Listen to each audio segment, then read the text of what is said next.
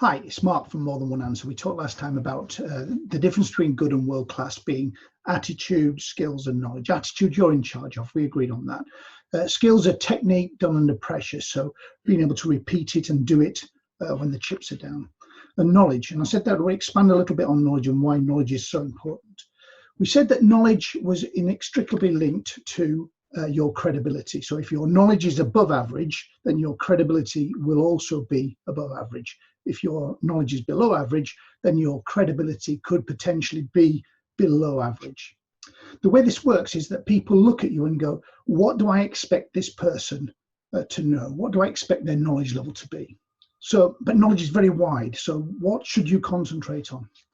Well, my belief is that the best thing you can do is concentrate on what we call the 7 C's of knowledge. This is country, company, customer, including your contact, the channel in which you operate, the categories in which you sell your products or services, the consumer who buys your products, and then at the end of the day, the competition.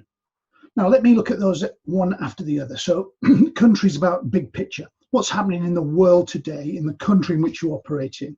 What's the political flavor? If you think about things like PESTEL, political, economic, social, technological, environmental, and legal. Those are the big picture things. So what's the conversion rate between the pound and the euro? The conversion rate between the pound and the dollar? Who does your country deal with mostly? Where do their imports come from? Where do their exports go to? What about your GDP? What's the average wage? What's the social demographics in your country? Now, you can also translate that down to a smaller piece, which would be the geography in which you operate. So not just globally, but locally in terms of your area.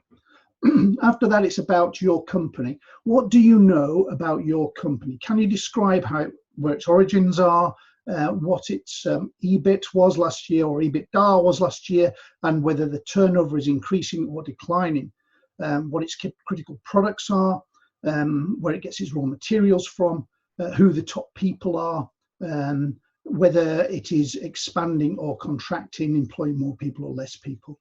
So that's country, company. Customer. Explain to me about your customer. What are its biggest products? Where does it get supplied from? How's it financed? When's its year end? Who are the key people? And when you look at the contact within that business, what are their 3 top objectives? What are they trying to achieve this year to make them successful?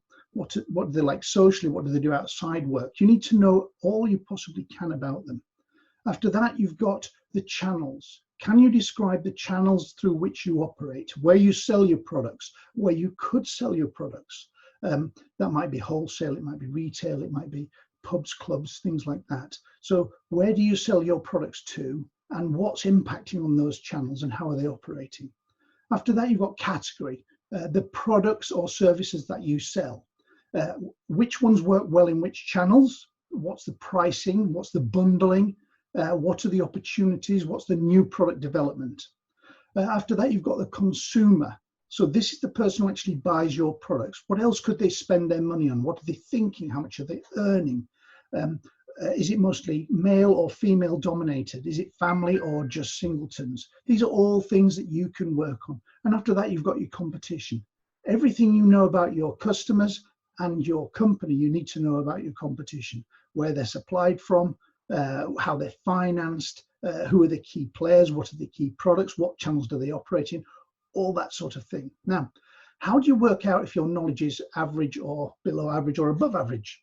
The best thing to do is to take each of those categories, those 7, and allocate yourself a score between 1 and 10. 10 being, if there was an Olympic gold medal for this, I would win it for sure. 1 is, I need to do a bit of work on this. So allocate yourself a score for each of those categories and then divide by 7. That'll give you an average. Now, the next thing is to say, okay, so how do I improve? What's my weakest area and how do I improve that? Just by 1 point, that's all. Small marginal gains. We used to play games when I had teams. So if you've got teams, this is a really good idea to get them to bring along to a meeting 3 things about one of those particular things, 3 things about the competition that no one else knows.